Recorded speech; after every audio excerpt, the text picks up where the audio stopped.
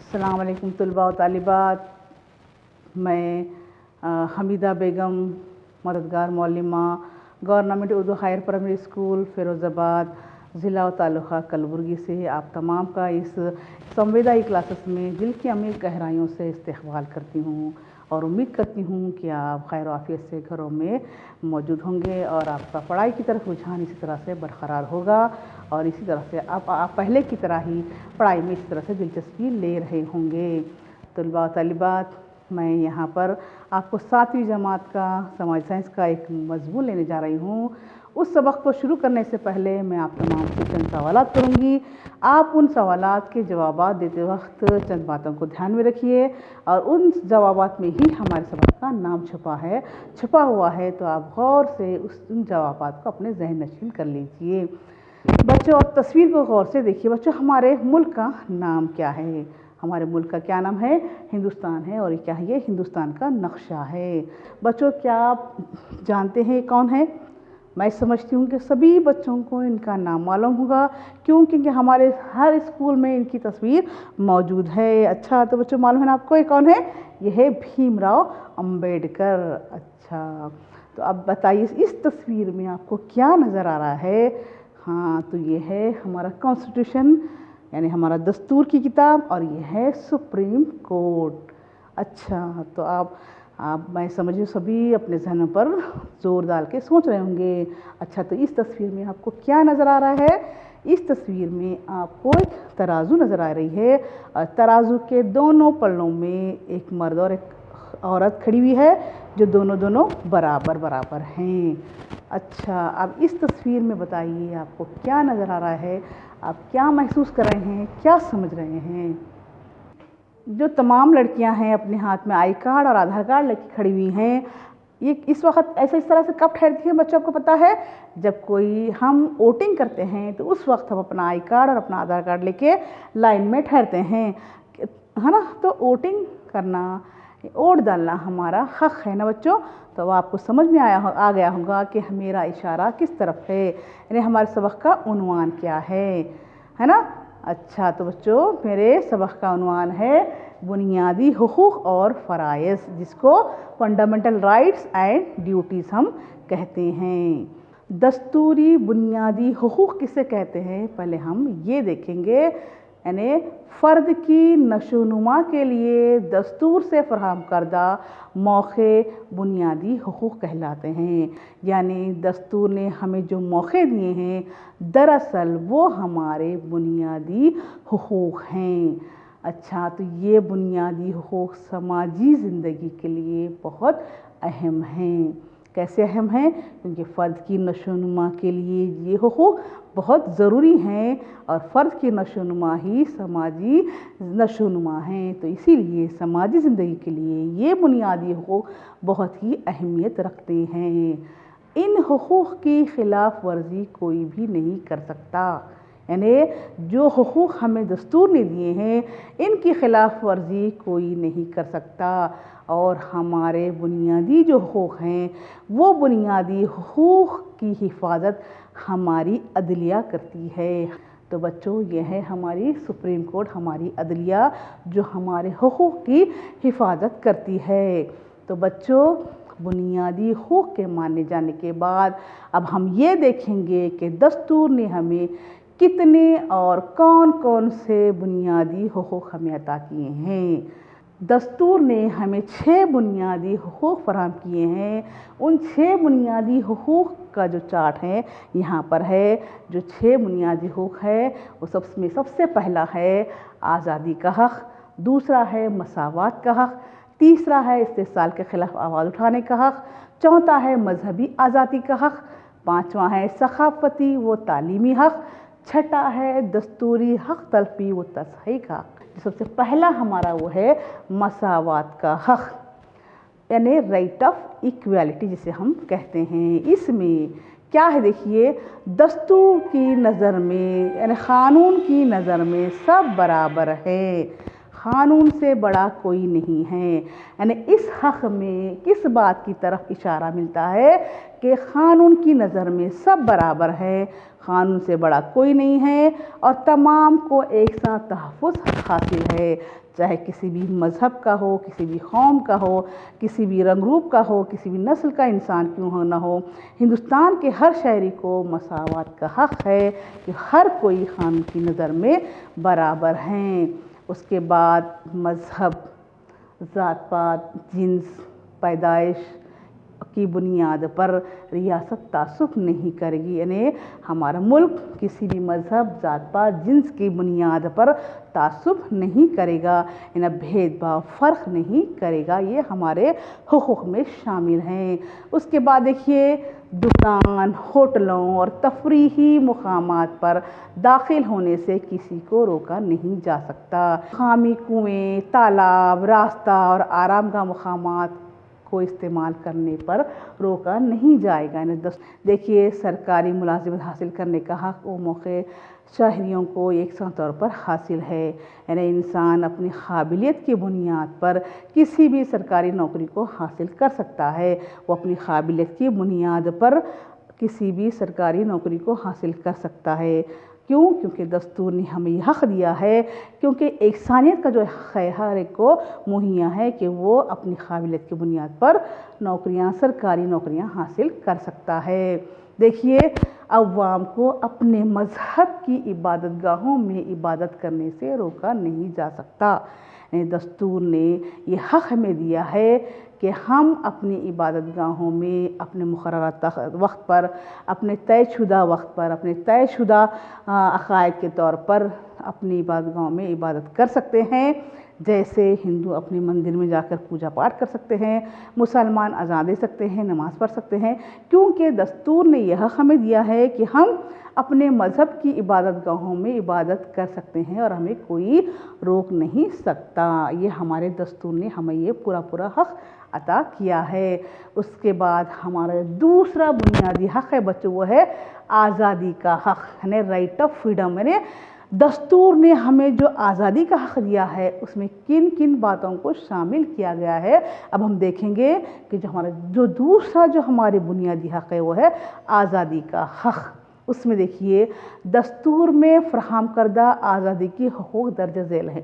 ہم دیکھیں گے دستور نے ہمیں کون کون سے آزادی کا جو ہمارا حق ہے اس میں کون کون سی آزادی ہمیں دی ہے، یہ ہم دیکھیں گے۔ اس میں ہے سب سے پہلے تحریر و تحریری اظہار کی آزادی، یعنی ہم اپنے حقوق کو منوانے کے لیے اگر ہمیں ایسا لگے کوئی ہمارے ساتھ استحصال کر رہا ہے یا پھر ہم کوئی کام کرنا چاہتے ہیں یا کوئی اپنے مذہب کی تبلیغ کرنا چاہتے ہیں یا کچھ اور ہماری اپنے خیالات کا اظہار کرنا چاہتے ہیں تو تحریری اور تحریری اظہار کی آزادی دستور نے ہمیں دیے ہیں کہ ہم پرامن طریقے سے اجلاس منعقد کرنے کی آزادی بھی ہمیں دی گئی ہے۔ جیسے آپ اس تصویر میں دیکھ رہے ہیں کہ ہم پرامن طریقے سے اجلاس منعقد کر کے اپنے خیالات کا اظہار کر سکتے ہیں۔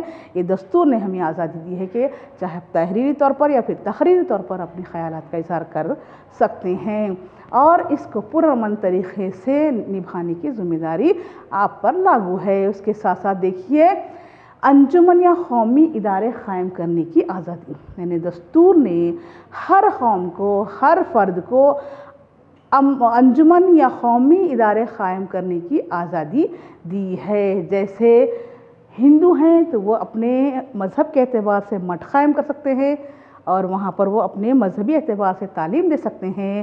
اسی طرح مسلمان اپنے مذہبی عقائد کے اعتبار سے مدارس قائم کر سکتے ہیں اور ان مدارس میں مذہبی تعلیم دے سکتے ہیں، کیونکہ یہ آزادی ہمیں دستور نے دی ہے کہ ہم انجمن یا قومی ادارے قائم کر سکتے ہیں، اپنی تہذیبی، اپنی لسانی اور اپنی مذہبی اعتبار سے ان اداروں کو قائم کر کے ان کو چلا سکتے ہیں، کیونکہ یہ آزادی ہمیں دستور نے عطا کیا ہے۔ اس کے بعد دیکھیے ملک بھر میں پابندی کے بغیر سفر کرنے کی آزادی، یعنی ہمارے ملک کے ہر فرد کو بغیر کسی پابندی کے پورے ملک بھر میں سفر کرنے کی آزادی ہے۔ यानी हम अपनी मर्ज़ी से कहीं भी आ जा सकते हैं, किसी भी रियासत को जा सकते हैं, किसी भी स्टेट को जा सकते हैं, किसी भी शहर को जा सकते हैं या कहीं भी घूम सकते हैं। ये हमें बिना किसी पाबंदी के हम अपने मुल्क में पूरी तरह से घूम सकते हैं, कोई पाबंदी हम पर लागू नहीं की गई, क्योंकि दस्तूर ने हमें ये हक़ दिया है कि हम अपने मुल्क में बग़ैर किसी पाबंदी के सफ़र कर सकते हैं। उसके बाद है हिंदुस्तान के किसी भी इलाक़े में क़याम करने की आज़ादी, यानी आप अपने मुल्क के किसी भी इलाक़े में रहकर ज़िंदगी बसर कर सकते हैं, क्योंकि आपको दस्तूर ने यह हक़ दिया है कि आप किसी भी मुल्क आप किसी भी जगह रहकर अपनी ज़िंदगी गुजार सकते हैं। चाहे आप कश्मीर में रहना चाहते हैं, चाहे आप कर्नाटक में रहना चाहते हैं, चाहे आप महाराष्ट्र में रहना चाहते हैं, चाहे आप तमिलनाडु में रहना चाहते हैं, चाहे आप मध्य प्रदेश में रहना चाहते हैं, आप जहाँ भी रहना चाहते हैं, आपको दस्तूर ने यह हक़ दिया है कि आप हिंदुस्तान के किसी भी इलाक़े में क़याम करके आप ज़िंदगी गुजार सकते हैं। ये आज़ादी आपको दस्तूर ने दी है। किसी भी मुलाजिमत, तिजारत, लेन देन और पेशा इख्तियार करने की आज़ादी, आपको और कौन सी आज़ादी दी गई है? किसी भी मुलाजिमत, तिजारत, लेन देन या पेशा इख्तियार करने की आज़ादी भी आपको दी गई है। यानी आप अपनी काबिलियत की बुनियाद पर, आप अपनी लियाकत की बुनियाद पर, आप अपनी ज़हानत की बुनियाद पर किसी भी पेशे को इख्तियार कर सकते हैं। आप डॉक्टर बन सकते हैं, इंजीनियर बन सकते हैं, टीचर बन सकते हैं, वकील बन सकते हैं, या चाहे तो आप किसान बन सकते हैं। यानी ये आपकी काबिलियत पर मुनहसर होगा कि आप अब कौन सा पेशा इख्तियार कर सकते हैं। यहाँ आपको पेशा इख्तियार करने के लिए पूरी आज़ादी दस्तूर ने हमें दिए हैं कि हम दस्तूर के एतबार से कोई भी पेशा इख्तियार कर सकते हैं। कोई भी पेशा इख्तियार करने से कोई हमें रोका नहीं जाएगा। या फिर कोई भी लेन देन कर सकते हैं, कोई भी तिजारत कर सकते हैं, आप किसी भी तिजारत में अपनी किस्मत आजमा सकते हैं, यहाँ पर आपको रोका नहीं जाएगा, क्योंकि दस्तूर ने आपको यह हक़ दिया है कि आप किसी भी तिजारत को, किसी भी पेशे को इख्तियार कर सकते हैं। देखो बच्चों, अब हम इतने बुनियादी हुकूक़ हम जाने, है ना, बुनियादी हमारी आज़ादी हम देखें। अब बुनियादी आज़ादी का मतलब ये नहीं है कि हर फर्द अपनी मनमानी करे, कि दस्तूर ने हमें ये आज़ादी दी है तो हम अपनी मनमानी करें, ऐसा बिल्कुल नहीं है। दस्तूर हिंद इस बात की जानकारी देता है कि चंद मौक़ों पर इंसान की इनफरादी आज़ादी पर मुनासिब शराइत लागू हो सकते हैं। वो कैसे? अगर मसलन तहरीरी आज़ादी के हक़ को लेकर अगर आप गैर ज़रूरी गलत बातें जिससे दूसरे मज़हब के लोगों को या फिर दूसरे लोगों को आपकी तहरीर से या फिर आपकी तहरीर से ठेस पहुँचे, तो वहाँ पर आपकी आज़ादी, जो तहरीर की आज़ादी जो है, उस पर मुनासिब क्या है? मुनासिब क़वानीन लागू कर सकते हैं, मुनासिब शराइत उस पर लागू कर सकते हैं। यहाँ पर आपकी वो जो तहरीर और तहरीरी जो आज़ादी का जो आपका हक़ है, उस पर चंद शराइत लागू की जा सकती हैं। क्यों? क्योंकि आपने गैर ज़रूरी तौर पर गलत बातों को के ज़रिए लोगों को आपने ठेस पहुंचाई है, जिसकी वजह से आपकी इन जो आज़ादी की हक़ है आपका, उसको छीना जा सकता है। देखिए, उसके बाद हमारा जो तीसरा जो हमारा हक़ है वो है इस्तेसाल के ख़िलाफ़ आवाज़ उठाने का हक़। हमारा जो तीसरा क्या है? इस्तेसाल के ख़िलाफ़ आवाज़ उठाने का जो हमारा हक़ है वो हमारा तीसरा हक़ है। इसमें क्या है? देखिए, किस बात को शामिल किया है बच्चों? गरीबों, औरतों, बच्चों और कमज़ोरों के इस्तेसाल को रोकना इसका हक़ का मकसद है। ये हक़ का सबसे बड़ा मकसद क्या है? जो कमज़ोर है, जो कमज़ोर तबक़ा है, जो कम औरतें, बच्चों, गरीबों पर जो इस्तेसाल होता है, जो उन पर जुल्म ज़्यादती होती है, उसको रोकने के लिए इस हक़ का सबसे बड़ा मकसद यही है कि इन पर हो रहे इस्तेसाल को रोका जाए।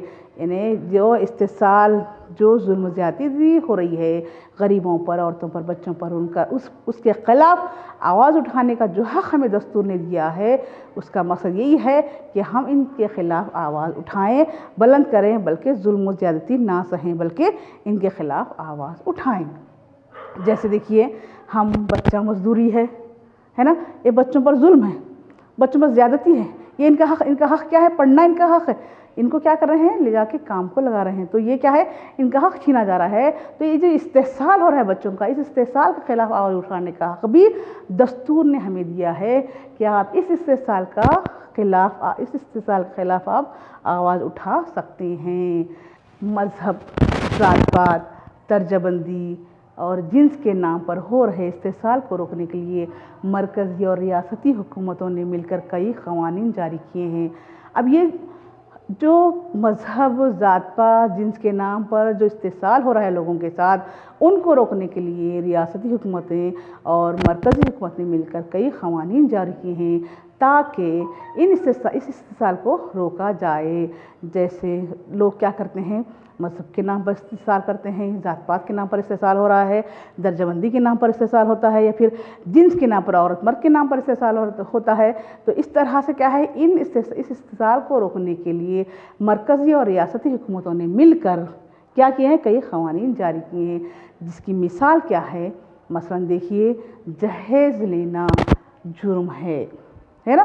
یہ ریاست اور مرکزی حکومت نے مل کر یہ قانون بنایا ہے کہ جہیز لینا قانونی جرم ہے۔ تو بچوں، اب جہیز کس کو کہیں گے؟ آپ کو تو پتہ ہوگا، یعنی شادی کے وقت لڑکی والوں کی طرف سے لڑکے کو جو چیزیں، جو تحائف کے طور پر رقم، سونا یا پھر چیزوں کے طور پر جو چیزیں دی جاتی ہیں، اس کو ہم جہیز کہتے ہیں۔ وہ کیا ہے؟ کہ قانوناً جرم ہے نا؟ بندوا مزدوری پر پابندی لگائی گئی ہے۔ اب بندوا مزدوری کیا ہے بچوں؟ طے شدہ رقم کے تحت مقررہ وقت کے لیے کسی کو کام پر رکھا جانا بندوا مزدوری کہلائی جاتی ہے، جو ایک طرح کا استحصال ہے نا؟ وہ ایک طرح کا، اس پر بھی روک لگانے کے لیے کئی قوانین بنائے گئے ہیں، جیسے کان کنی، بیڑی بنانا، پٹاخے بنانا جیسے خطرناک کاموں کے لیے بچوں سے کروانے پر بھی پابندی لگائی گئی ہے۔ یعنی کم اجرت پر بچوں کے ذریعے یہ کام کرائے جاتے ہیں، جیسے کان کنی میں، فیکٹریوں میں، یا پھر مزدوری کرائی جاتی ہے تاکہ کم پیسے دے کر بچوں سے زیادہ سے زیادہ کام لیا جا سکے۔ تو اس استحصال کو روکنے کے لیے بھی مرکزی اور ریاستی حکومتوں نے قوانین بنائے ہیں کہ بچوں کا حق جو ہے وہ تعلیم حاصل کرنا ہے، یہ کام کرنے کا حق ان کا نہیں ہے۔ بچوں، 14 سال کی عمر تک بچوں کو لازمی تعلیم حاصل کرنے کا قوانین لاگو کیا گیا ہے۔ آپ کو معلوم ہے نا کہ 14 سال سے کم عمر کے بچوں سے کام کرانا قانوناً جرم ہے، کیونکہ یہ ہمارے حق میں شامل ہے کہ 14 سال تک بچے بنیادی تعلیم حاصل کریں۔ جیسے کئی قوانین بنائے گئے ہیں، 14 سال کی عمر تک بچوں کو لازمی تعلیم حاصل کرنے کے کئی قوانین بنائے گئے ہیں، جیسے ان کو مفت تعلیم، مفت کپڑے، مفت کھانا دیا جاتا ہے تاکہ بچے 14 سال تک اپنی بنیادی تعلیم حاصل کر سکیں۔ ہمارا چوتھا جو حق دستور نے ہمیں دیا ہے وہ ہے مذہبی آزادی کا حق۔ اس حق کے تحت ہندوستان کے شہری کو اپنا من پسند مذہب اختیار کرنے اور اس پر عمل کرنے کی آزادی ہمیں دستور نے دی ہے کہ ہم اپنے من پسند کا مذہب اختیار کر کے اس پر عمل کر سکتے ہیں اور عوام کے امن، نظم و ضبط اور صحت اور پاکیزگی کو دھکا پہنچائے بغیر دیگر اصولوں کو ذہن میں رکھتے ہوئے مذہب کے ماننے کا حق سب کو ہے۔ ہر ہندوستان کے ہر شہری کو اپنے پسند کا مذہب اختیار کر کے اس پر عمل پیرا ہونے کا حق دیا گیا ہے، اور اس پر یہ پابندی عائد کی گئی ہے کہ وہ کسی بھی دوسرے مذہب کے فرد کو اس کے جذبات کو ٹھیس پہنچائے بغیر، اس کی نظم و ضبط کو ٹھیس پہنچائے بغیر اور اس کی صحت و عافیت کو دھکا پہنچائے بغیر اپنے مذہب پر عمل پیرا ہونے کی آزادی دستور نے اسے دی ہے۔ یعنی ہر فرد کو اپنے من پسند کا مذہب اختیار کرنے کی آزادی دستور نے ہمیں دی ہے، اور اس کے تحت کسی دوسرے فرد کے جذبات کو، کسی دوسرے فرد کے مذہب کو ٹھیس پہنچائے بغیر اس پر عمل پیرا ہونے کی آزادی بھی دستور نے ہمیں دی ہے۔ یعنی ہر فرد اپنے من پسند مذہب کو اختیار کر کے اس پر عمل پیرا ہو سکتا ہے اور ان اصولوں پر وہ چل سکتا ہے۔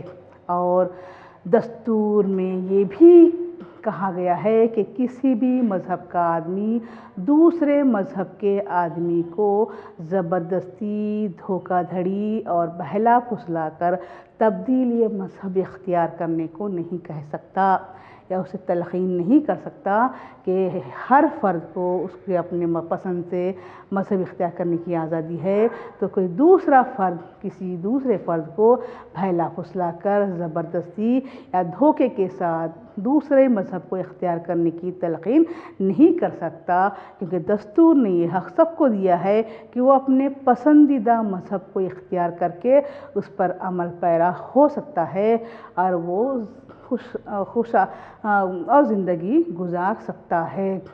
हमारा पाँचवा जो हक़ दस्तूर ने हमें दिया है वो है सक़ाफ़ती व तालीमी हक़। इस हक़ के तहत अक़लियतों के मज़हब व ज़ुबान के मफ़ादात का तहफ़्फ़ुज़ करना इस बुनियादी हक़ का मकसद है। यानी आबादी के तनासुब से जो कम हैं उनकी ज़ुबान और मज़हब का तहफ़्फ़ुज़ करना इस हक़ का मकसद है कि किसी भी शहरी को अपनी ज़ुबान और अपने ज़बान के रस्मुल ख़त और तहज़ीब की हिफाजत और तहफ़्फ़ुज़ का हक़ भी इसमें शामिल है कि हिंदुस्तान का हर शहरी और ख़ासकर अक़लियती तबक़े अपनी ज़ुबान और अपनी तहज़ीब और अपनी ज़ुबान के रस्मुल ख़त का तहफ़्फ़ुज़ ख़ुद कर सकते हैं और अपनी तहज़ीब व तमद्दुन के तहत ज़िंदगी गुजार सकते हैं, अपने लिबास इख्तियार कर सकते हैं, ज़ुबान इख्तियार कर सकते हैं और अपनी ज़ुबान के रस्मुल ख़त को महफूज कर सकते हैं।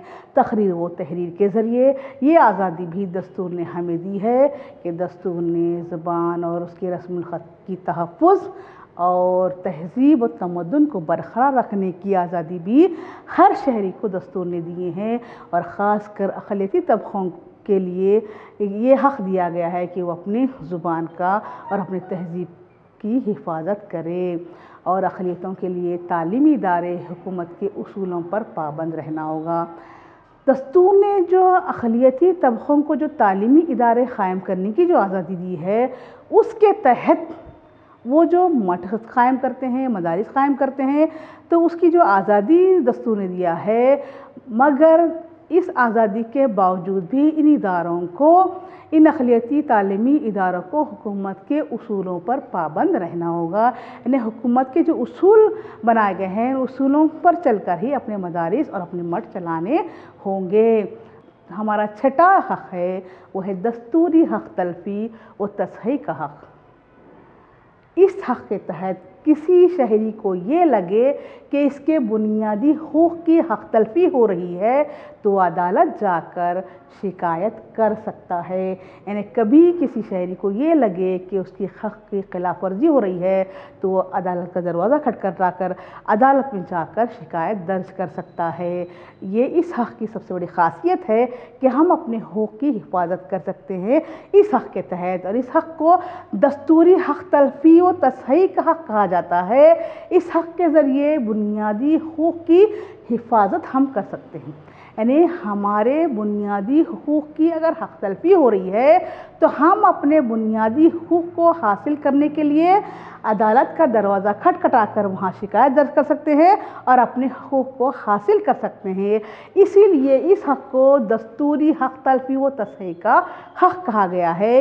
ये हक़ हमारे तमाम जो हुकूक़ है उनकी भी हिफाजत करता है। बुनियादी फ़राइज़ के बारे में मालूमात हासिल करेंगे। बुनियादी फ़राइज़ किसे कहते हैं? बुनियादी हुकूक़ और फ़राइज़ एक ही सिक्के के दो रुख हैं। अब हम देखेंगे कि फ़र्ज़ किसे कहते हैं। फ़र्ज़ यानी फ़र्ज़ मुराद शहरी को अपने मुल्क के लिए अंजाम दी जाने वाली जो ज़िम्मेदारियां हैं उन ज़िम्मेदारियों को फ़र्ज़ कहा जाता है। जैसे अगर अवाम अपने बुनियादी फ़राइज़ को खुशी से अदा करे तो हमारा मुल्क एक खुशहाल मुल्क बन सकता है और यकीनन हमारा मुल्क तरक्की की राह पर गामज़न होकर तरक्की हासिल और ज़्यादा तरक्की हासिल कर सकता है। तो इन 11 फ़राइज़ में से सबसे पहला जो हमारा फ़र्ज़ है वो है, सबसे पहला जो फ़र्ज़ कौन सा है बच्चों? दस्तूर, कौमी परचम और कौमी गीत का एहतराम करना। دوسرا فرض ہمارا ہے آزادی کی جدوجہد کے عظیم مقاصد و نظریات پر عمل کرنا۔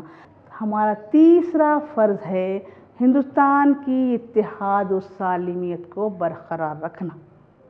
ہمارا چوتھا فرض ہے وہ ہے مادر وطن کی حفاظت کرنا۔ ہمارا چوتھا فرض کیا ہے بچوں؟ مادر وطن کی حفاظت، یعنی ہم جس مٹی میں رہتے ہیں، ہم جس ملک میں رہتے ہیں، اس ملک کی حفاظت کرنے کی بھی ذمہ داری ہماری ہے، اور اس ذمہ داری کو ہم اپنا فرض سمجھ کر نبھائیں تو ہمارا ملک ترقی کی طرف گامزن ہوگا اور ہم اور زیادہ ترقی کریں گے۔ ہمارا پانچواں جو فرض ہے وہ ہے ہم سب ہندوستانی ایک ہیں کے جذبے کو فروغ دینا۔ چھٹا جو ہمارا فرض ہے وہ ہے ہماری تہذیبی و تاریخی و ثقافتی میراث کی حفاظت کرنا۔ ہماری تہذیبی و تاریخی ثقافتی میراث کی حفاظت کرنا۔ ساتواں جو ہمارا فرض ہم پر جو لاگو کیا گیا ہے وہ ہے قدرتی وسائل کی حفاظت کرنا۔ جو ہماری جو قدرتی وسائل ہیں، اللہ نے ہمیں جو ہمارے ملک کو جو قدرتی وسائل دیے ہیں، ان وسائل کی حفاظت کرنا، ان کو ضائع ہونے نہ دینا اور ان وسائل کو فروغ دینے کی کوشش بھی کرنا ہمارا فرض ہے، اور ہم ان قدرتی وسائل کی حفاظت کی ذمہ داری بھی ہمارے ہی کندھوں پر ہے کہ ہم اپنی ان قدرتی وسائل کی حفاظت کریں اور اپنے ملک کے قدرتی وسائل کو محفوظ کریں، اس کا تحفظ کریں، اس کو بڑھائیں۔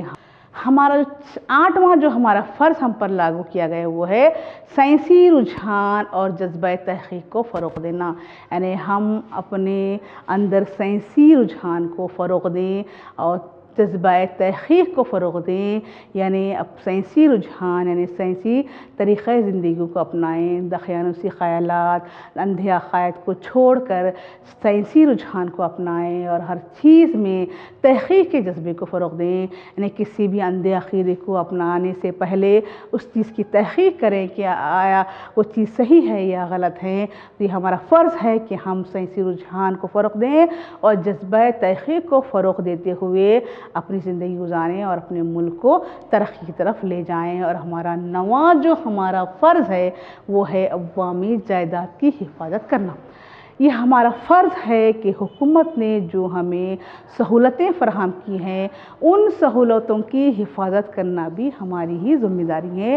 یہ ہمارا اولین فرض ہے کہ حکومت نے جو سہولتیں، جو دواخانے، جو ریلوے اسٹیشن، جو بس اسٹینڈ، جو دیگر جو سہولتیں ہیں، ریلوے اسٹیشن ہیں، ایئرپورٹ ہیں، جو گارڈنز ہیں، جو باغات ہیں، جو کئی ریلوے اسٹیشنز وغیرہ ہیں، جو ایئرپورٹس ہیں، یہ تمام چیزوں کی پوسٹ آفس وغیرہ ہیں، ان تمام چیزوں کی حفاظت کرنے کی ذمہ داری بھی ہماری ہے، کیونکہ یہ عوامی جائیداد ہیں، یعنی یہ ہماری جائیداد ہے، یہ ہماری میراث ہے، ہم اس کی حفاظت کرنے کی بھی ذمہ داری ہم پر لاگو ہوتی ہے، اور ہمارا یہ فرض ہے کہ ہم ان عوامی جائیداد کی حفاظت کریں۔